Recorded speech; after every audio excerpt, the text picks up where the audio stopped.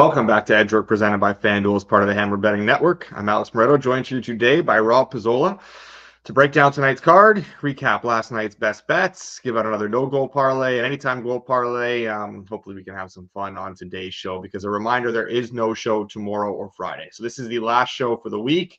It's been a good week, a very profitable week here at Edge Work, and hopefully we can continue that today. Get another winning night under our belts. I did get a haircut yesterday, and I noticed as I was getting my haircut that every time I go, my hairline is getting a little bit further back, You know, especially in this area, I'm like, he was going on it yesterday. I'm like, oh man, my hair had been so long for a while, so messy, I hadn't really noticed. And as he went, I'm like, this is tough. I don't know what it's going to be like in 2 years. That's why I wear the hats, man. That's why I'm with the caps on. Honestly, though, you're going through what I went through. I think you're like roughly 5 years younger than me in and around there. And you're going through what I went through 5 years ago. So, I mean, you look at me nowadays, I think that's what you got coming. So, might want to get that taken care of. There's some packages where you can fly to Turkey. You can maybe take in like a Fenerbahce game or Galatasaray, you know, whatever you want to see. And you're going to have to do something there. Yeah, I think I'm all natural. I think once I realize it starts to go, my wife won't like it, but I'm just gonna shave the head. I'm just gonna go get rid of it, and that's it. I don't have the energy. Oddly, like, I think you could pull off a shaved head. I can't. I don't have like the head shape to pull off the shaved head. So there's some people who could get away with it. I mean, whatever. We're both married now. At this point, it's like, I'm not going out at nights to pick up girls anymore or anything. That's done. So just what are we gonna do? I did go a little stir crazy at one point during COVID, and I did just completely shave my head. And honestly, I like the look. I'm fine with it. I think that's the next move. Anyways, nonetheless, last night on the ice, 5-2. We continue our solid week. Losses with the Vegas Minnesota under, which definitely, I would say, deserved a lot better.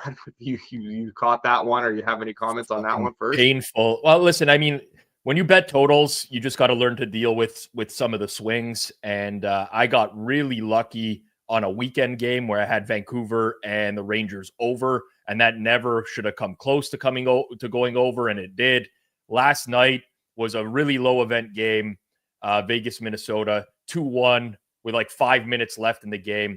We get 3 goals. Unfortunately, that's life. You know, last one wasn't even an empty netter either, which is even more depressing. It's just like, worthless, useless, not useless in the grand scheme of things. But that was one of the games where we didn't get closing line value. And, we put some stock into that as well. So just unfortunate, but what are you going to do? Yeah, I think overall, though, a really good night for us. That under in Ottawa, Buffalo looked a little dicey early, but ended up being pretty comfortable. That under in the Nashville game, that was very, very comfortable. We nailed the Boston both struggling. I wasn't comfortable with that because, like, Nashville going up 2-0 is not great for the under there. So, and of course they did, but you know what? That won easily. It wasn't a sweat after that, but yeah, once I saw Nashville up 2-0, and by the way, credit to whoever gave up bunting last. Yeah, that was John Smith on the show yesterday. I'm like, of course this happened. Bunting scores 2-0, but what are you going to do? And Charles Saul pulled out in the chat as well. Carolina had the flu going around, which was like not widely reported yesterday. Yeah. So it was a very low event game. It was a very, very low event game though. Then Montembeault struggling in that Blues game. We kind of saw that coming. He's been playing a ton. Flames, a little magic for us there in the third period and overtime. It was nice to get those 2 home. And then the over in the Rangers and Kings definitely deserved better there. It wasn't ever really close, but like there was almost 7 expected goals generated in that game. It was a pretty high event game. Very good goaltending. Yeah. Of course, and you know you can expect that with those teams, but whatever. You know that I think that was the right read, wrong result that game. Yes, completely agree. The no goal parlay cashes as well. We have been on a bit of a heater with those. We'll have another one tonight, and then the anytime goal parlay last night, not quite close. We left out Bunting. Probably should have included him in the end. We got Suzuki who scored, but we did not get goals from. I can't remember who else. It was Coronado, Yeah. I don't, but yeah, there were. We went through about like 1 million players yesterday, so it's hard to remember the exact. Yes, we did. Okay, let's get into tonight's games here in a second. Before we do, Puckheads, the NHL playoffs are around the corner, and FanDuel is bringing you the best bets on the ice. Get in the lab when you make your same-game parlay by checking out FanDuel's player performance pages that track stats and averages all of your favorite players. Once you know who's cooking, add shots on goal, points, assists, or even goalie saves to your SGP. Miss puck drop? You can still tap in with live same-game parlay and period-specific player props. Right now, new customers can kick off the season with 200 in bonus bets if your bet wins. Just place any $5 bet, and you'll get 200 in bonus bets if your bet wins. Download FanDuel Sportsbook and make every moment more. Please play responsibly. Must be 21 plus and present in select states, or 18 plus and present in DC, or 19 plus and physically located in Ontario. Bonus issued is non-withdrawable bonus bets, which expire 7 days after receipt. Restrictions apply. See terms at sportsbook.fanduel.com. Gambling problem? Call 1-866-531-2600 or visit connexontario.ca. Call 1-800-GAMBLER or visit fanduel.com/RG. Call 1-888-789-7777 or visit ccpg.org/chat in Connecticut or visit mdgamblinghelp.org in Maryland. Hope is here. Visit gamblinghelplinema.org or call 800-327-5050 for 24/7 support in Massachusetts, or call 1-877-HOPE-8-HOPE-NY or text HOPE-NY in New York.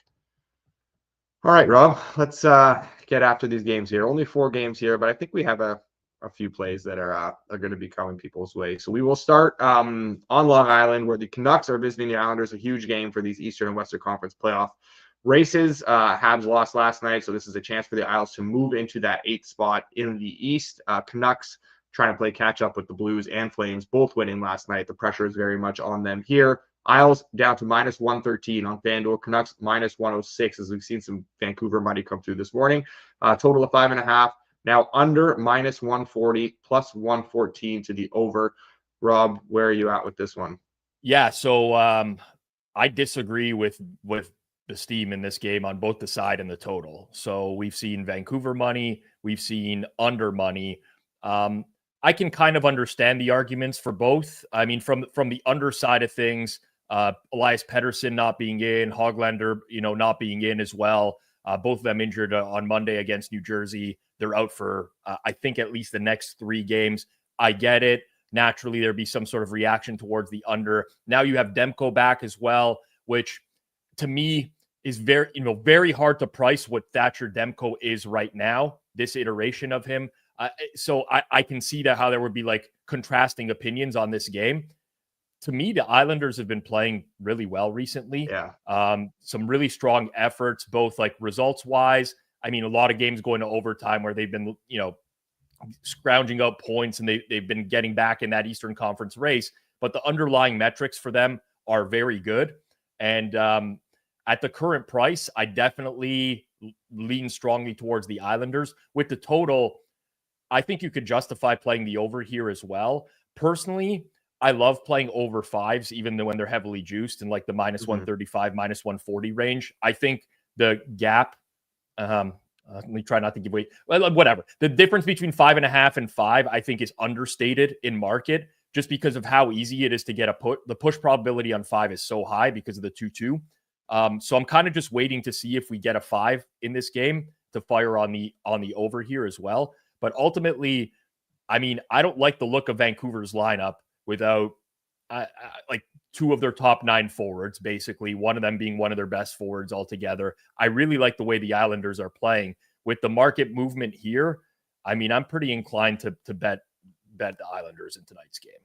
Yeah. I came on here not expecting to give out the Isles, and I came on here expecting to talk about how I like the over in this game. But now I'm at a point where I'm like, well, I think I kind of have to bet the Isles now that the Canucks have taken all this money. Like you said, they are playing legitimately well. It's narrative. It kind of feels like that loss the other day and getting screwed on that interference call can be a bit of a rallying cry for them too. They really, that was some adversity. They were pretty pissed off. I definitely think we see a response here. And the Canucks feel very much like the Habs right now. We're like some unbelievable comebacks, very resilient team. But how sustainable is that?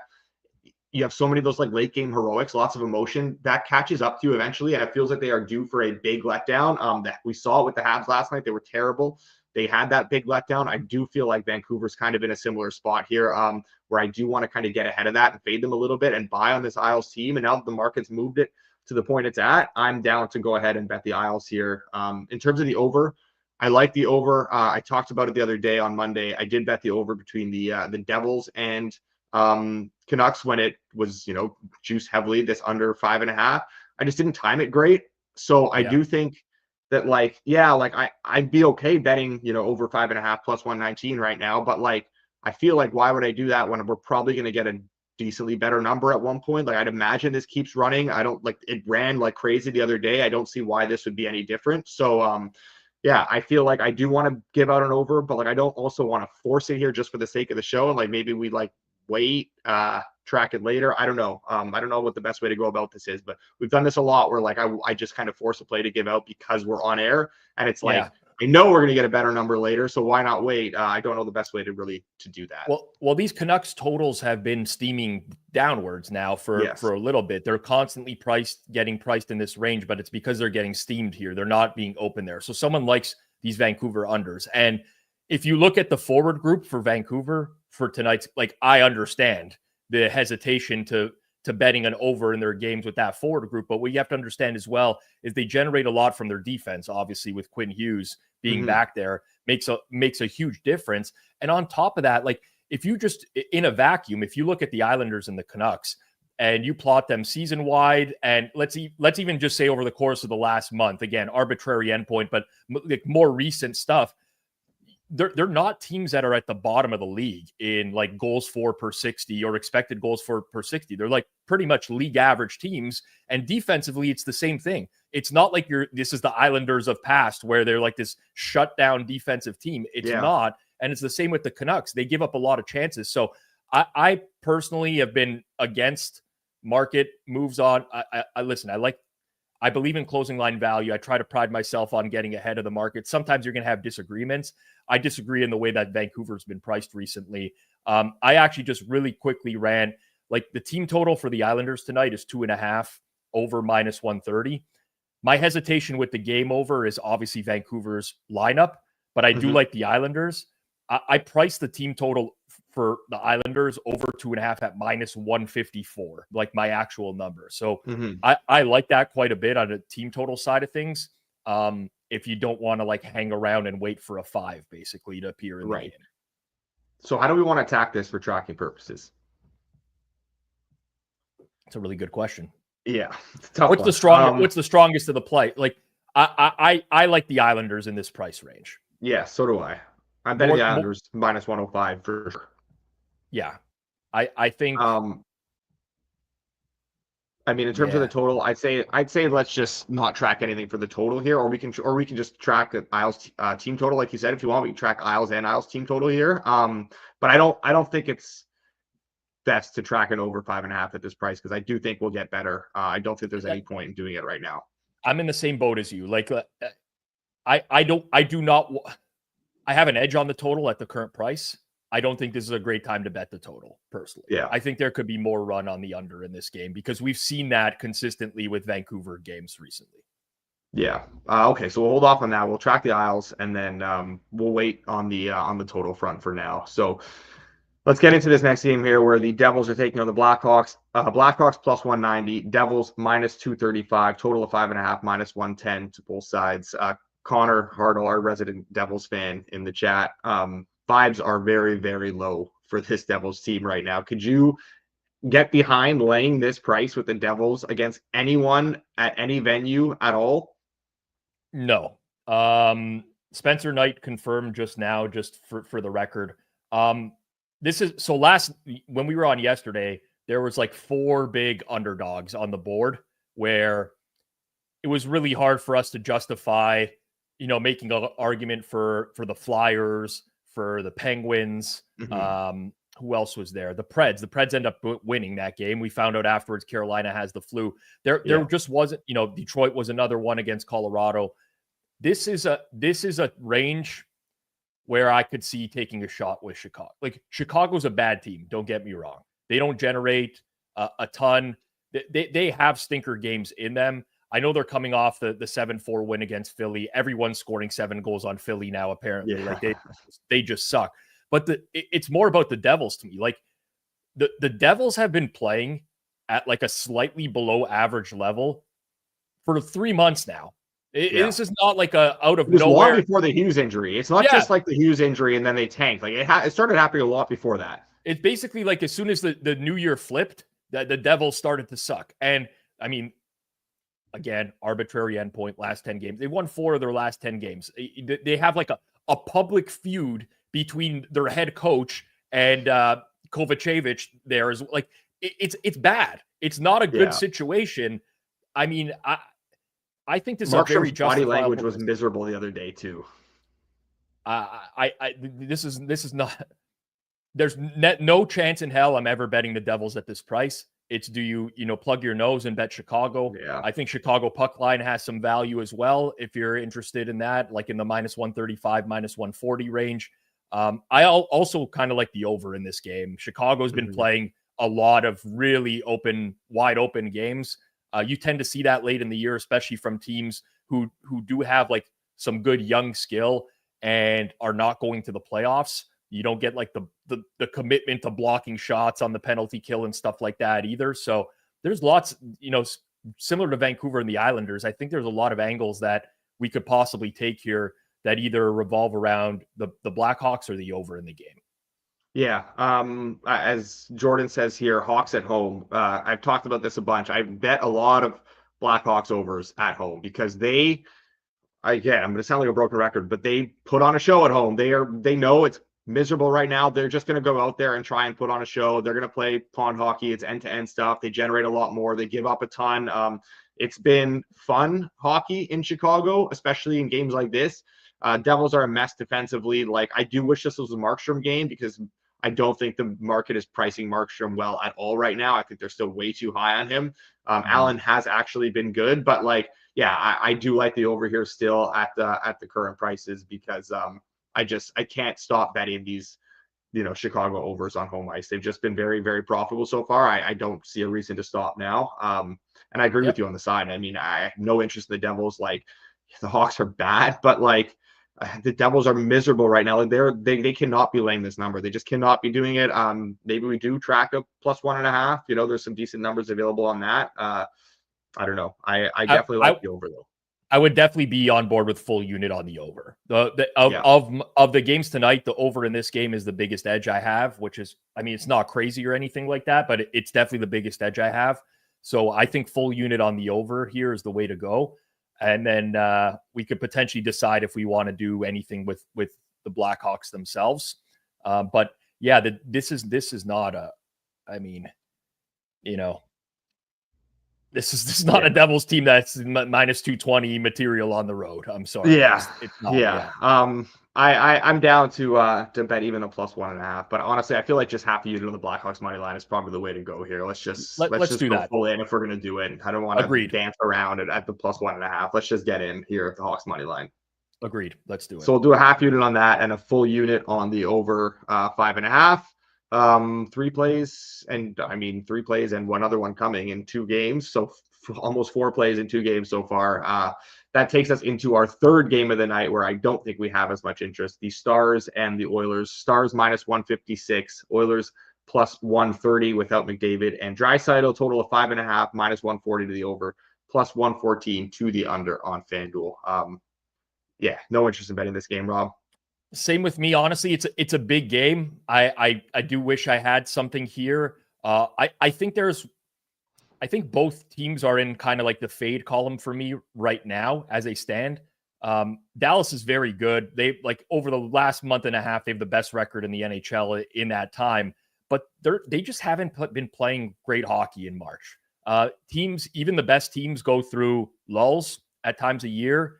And Dallas to me has not been that impressive as of late, where I'm going to be willing to back them at the price that they're at right now. Now, Edmonton, obviously, we know the firepower is out for them. McDavid, Draisaitl, these are big absences in the lineup. You look at Edmonton's forward lineup on paper, and it's challenging to see how they're going to match up with the Stars overall. But I think this is when you account for home ice. I think it's fair price, both side and total here. I don't think we're going to get into a range at any point today where I'm going to have any interest in playing this game whatsoever. Yeah. I had like some interest, a little bit of interest in an over at like much earlier numbers when like, stuff was just opening. But obviously those didn't really stick around, and it wasn't like a ton of interest where I'm dying to bet it either. The only thing I think is the Oilers do generate a lot of their offense from the back end. So like I still think they'll be able to create here without McDavid, without Draisaitl. Dallas obviously struggling without Heiskanen. Like we've seen that consistently. They just cannot, keep teams at bay as much. That being said, they've been getting some good goaltending lately, and the defense has ticked up a little bit. So I'm just, not a game I'm dying to bet. Should be a good game, but I'm just going to sit this one out. No need to force it here. So last game of the night, we have the Bruins and the Ducks. Bruins plus 104, Ducks minus 125. Ducks minus 125. Man, that's against the Bruins. If you told me that this was the price of this game back in October, I would have said you're fucking crazy. But here we are. Total of 5.5, minus 128 to the over, plus 104 to the under. Rob, are you laying this number with the Ducks right now against this miserable team that is the Bruins? I am interested in the Ducks. I can't believe I'm saying that.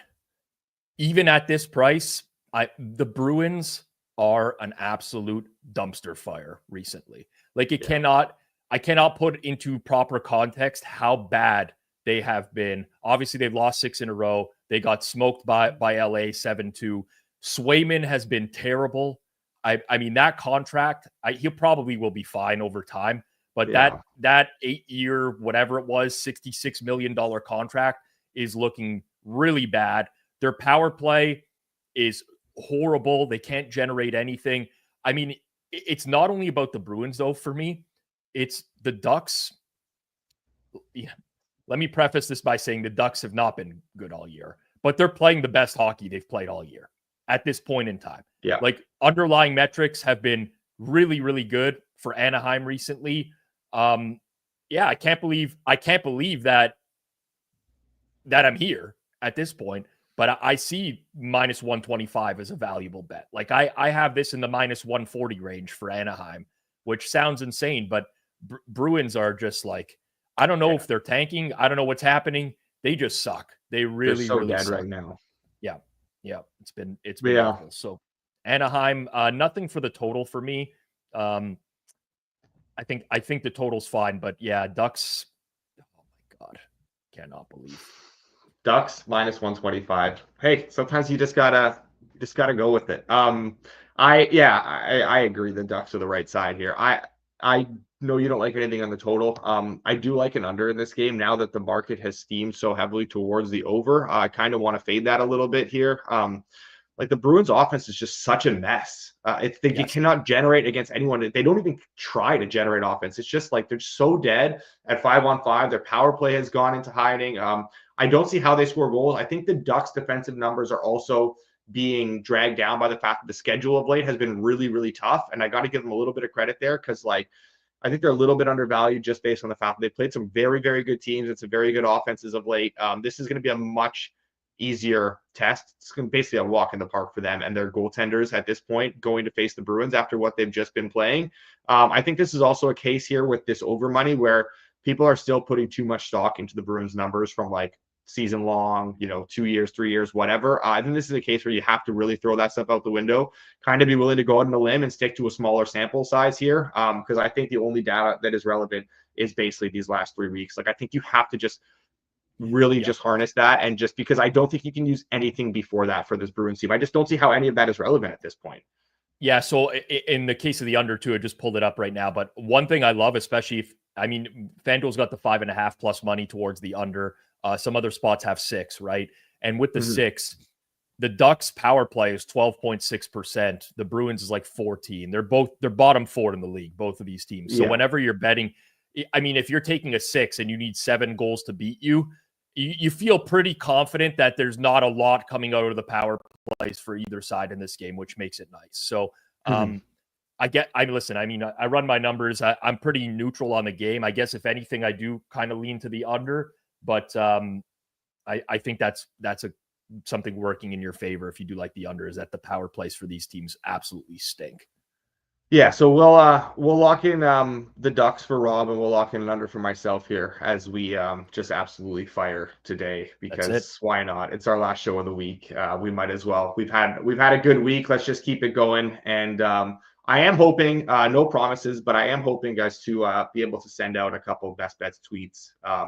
Maybe one tomorrow and another one on Saturday, like we do for the Saturday best bets. I'll definitely get one out on Saturday, hopefully, and I'm gonna hope to get one out tomorrow as well. We'll see where everyone is, and hopefully everyone can send some stuff in. But I don't want to leave everyone hanging with nothing for the next 4 days. So hopefully we can get some tweets out there as well with some other best bets. But to recap tonight's what we got going on a 4-game slate, we have 5 bets tracked so far. We have the Isles minus 105. Hawks a half unit on the Blackhawks plus 190. We have the Devils Blackhawks over 5.5 minus 105. We have Boston Anaheim under 5.5 plus 104 and Anaheim minus 120. Those are the 5 bets we have for tonight. And we are also both looking at this Vancouver New York Islanders under 5.5 as well here. Over 5.5, as we see. Hopefully the under can keep taking money and we can get a better price. We're just going to try and time when we get in on that. But definitely is some consensus here as well on that Isles Canucks over, or at least an Isles team total over, whatever. However we want to attack that, we'll see how this market moves throughout the day. We do have a no-goal parlay for tonight, which we will get up here as well. Last night's cash again. Last night we had Philip Forsberg, Tyson Forster, and Morgan Frost. None of those guys scored, so we did cash that minus 107. Tonight is minus 114. We have Rupe Hintz, Pavel Zacha, and John Gabriel Pajot. Oh, minus 120 now. Get some early. It looks like Rupe Hintz got steamed a little bit. Okay. All right. Yeah. There we go. So yeah, Rupe Hintz, Pavel Zacha, and John Gabriel Pajot. That is tonight's no goal parlay. We will throw together another anytime goal parlay. We don't have to go with 4 guys if we don't want to. We can keep it to 3 just because it is a lighter slate. We'll see. Depends on how many suggestions we have in the chat. Before we go to the chat, do you have anyone that you want throwing in here, Rob? So I came prepped with 3 today.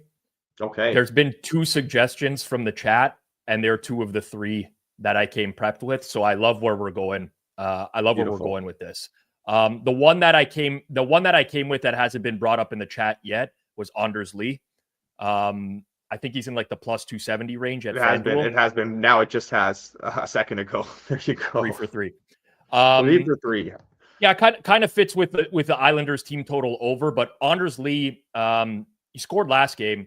He had 7 shots last game as well. He's shooting the puck a lot more this month, especially. He's had like 5 or 6 games with 4 more shots.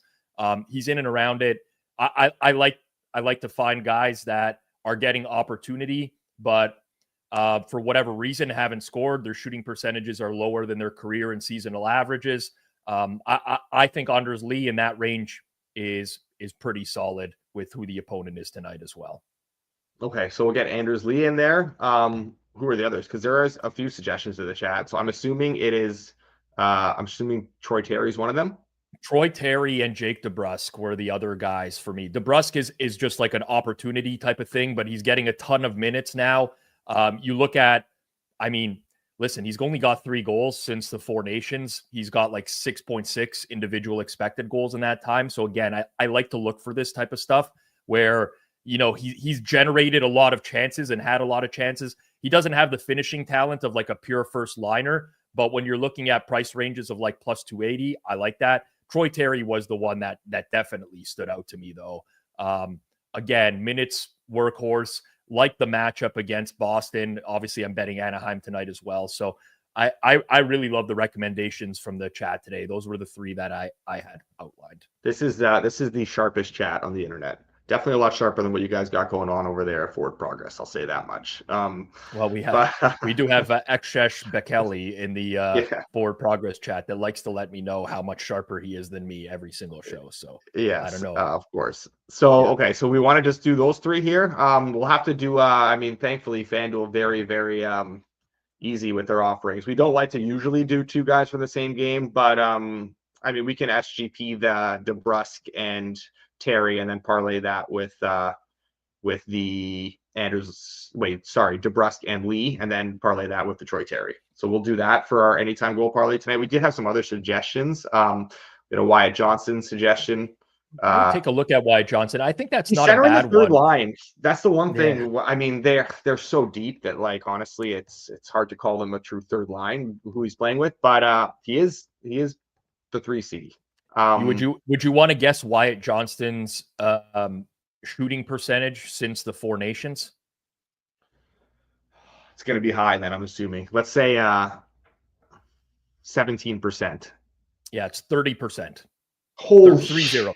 I'm gonna pass on the Wyatt Johnston. That's wild. 30%. Yeah, it's low key, like, insane. I mean, he's got 9 goals in the last 14 games, and that the 9 goals have come on 4.9 individual expected goals. Wow. So I'm not for the Wyatt Johnston one. I think he's probably overvalued in market right now. That's not to say that he can't score, but, like, probabilistically speaking, yeah. You know, when you're hot, you're hot. When you're hot, you're hot. I mean, he's still getting 2-1, you know? Yeah. We'll leave that. Ryan asks, is plus 120 good enough on Vancouver? I mean, look, Ryan, I like it at plus 120, yes. But I don't think you have to force it at this point, because you might as well wait. I don't think there's any downside to waiting. I think it's only going to get better. I don't imagine it's going to get steam towards the over at any point here in a hurry. So I don't think you're in a rush. If you can't be by screen or anything like that, and you want to just get in now and be done with it, then, like, yeah, I'm okay with it at that number. But I think you're fine waiting here too. I don't think it's going to get away from you. Yeah, I'm in the same boat. Like, I'm not betting it now. I have a small edge on it. I prefer in these instances, especially with some teams. Again, probably saying too much here, but especially with some teams, I prefer to wait for that 5 to pop up, because in a lot of instances that I think the push probabilities on the 5 are not calculated properly, especially at this point in the year. Vancouver and the Islanders are both in a spot where, you know, you're going to get that pull from them. And like, the goalie stays out if it's 3-1 in these types of instances, because they're both in playoff. Like, they're in the mode where they have to, like, they're right in the mix for playoffs right now. The games are meaningful. It's not like, you know, St. Louis, Chicago, where Chicago gets down a couple of goals and they don't want to pull the goalie for whatever God knows reason. You know, it's very different. Yeah. Jordan says, if we're talking about opportunity, what about Podkolzin? He is on the first line, I believe, with Nuge and Arvidsson. Yeah. I'm not sure if he's playing power. I don't imagine he's playing power play time. He is not. He's not on either power play unit. He's only playing 15 minutes a night, 5-on-5. Not exactly shooting a bunch. I mean, 6-1 at FanDuel, so it is a big number. But, like, I don't love it. I also just don't think he's good. That's the problem. I don't like the player is the problem. I mean, generally, who said that? Jordan, right? Yeah. It's a good idea to target guys who are moving up the lineup. Because, I mean, if we go back and look at the last few Oilers games, I'd be curious to see where he's priced. And if he's in the same range, you can make a decent argument that it's worth a bet, because of, you know, the likelihood that he's going to get more opportunity. But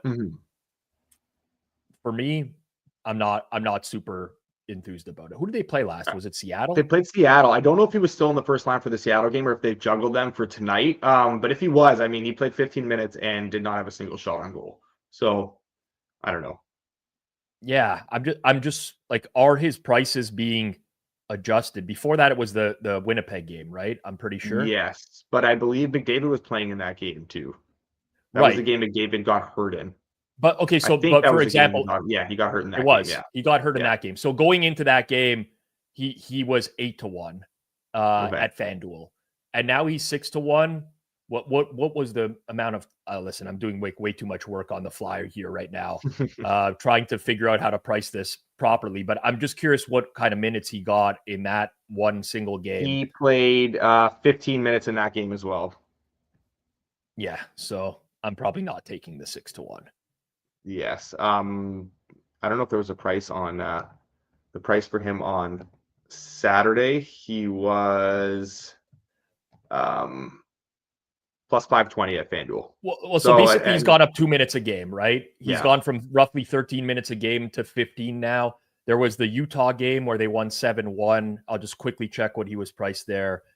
Anyone can do this on BetStamp, by the way, if they wanted to. Just go back. Like in that game, a market average for him was plus 675. So you know what? There might be an argument that it hasn't been adjusted enough. I just don't love the player. Interesting, like thought experiment though with him. Yeah. I appreciate this from Hal. I know Hal and I have been at odds at times because I've been hard on his Red Wings, but I'm coming around on his Wings, and looks like he's coming around on us a little bit here. So I appreciate that one, Hal. Love the avatar for Hal as well. By the way, one of my favorite movie characters of all time. Number 2 coming out soon. It's coming out on Netflix. I think it's going to be bad. I know it's going to be bad. There's a lot of pro golfers in it, though. Did you see the trailer for it? Well, yeah. You know what? When I was watching Full Swing, this season of Full Swing, the first episode had a lot to do with them filming Happy Gilmore. And I was watching it, and I was like, this ain't going to be good. If I learned anything from this episode, it's I want it to be good. I'll give it a chance. Obviously, there's a pretty good track record of sequels being disappointing in the past. But Ben Stiller, original Happy Gilmore, oh my God, what a character. Like he's incredible. In the movie for 5 minutes, but he is truly incredible in that. Yeah. To think that he played that role and then it's gone and written Severance, it's just crazy. Like just what an absolute, just two polar opposites. It's true. Yeah. And Bankroll Spence says, where's Albert been? And then we got a ceiling prep from people. Oh man, all right, that's enough. That's it. We got to get out of here. Anytime goal parlay for tonight is Jake DeBrusk, Troy Terry, and the Anders Lee. That is 37-1. Anders Lee, it's cut off there on the screen, but Anders Lee, Jake DeBrusk, and Troy Terry. If you're watching this or listening to this at home. Okay, that is the anytime goal parlay. The no goal parlay one more time was Rupe Hintz, Pavel Zacha, and John Gabriel Pajot. And the best bets for tonight were Isles -105, Blackhawks +190, Devils Blackhawks over 5.5 -105, Bruins Ducks under 5.5 +104, and the Ducks -120. That'll do it for us this week on Edgework. Apologies again for the no-show the next 2 days, but I'm not in town. So money's not in town. It just is the way everything fell. But we will be back on Monday. Hopefully, I'll have some best bet tweets coming out over the next few days as well. So keep an eye out for that. But that'll do it. Rob, appreciate it. Thanks for joining me here these last couple days, and we'll get you back on Tuesday and Wednesday next week as well. But we will be back on Monday next week at 10:30 a.m. Eastern Time. Appreciate everyone for tuning in today. Until then, enjoy the games the rest of this week, and good luck on your bets.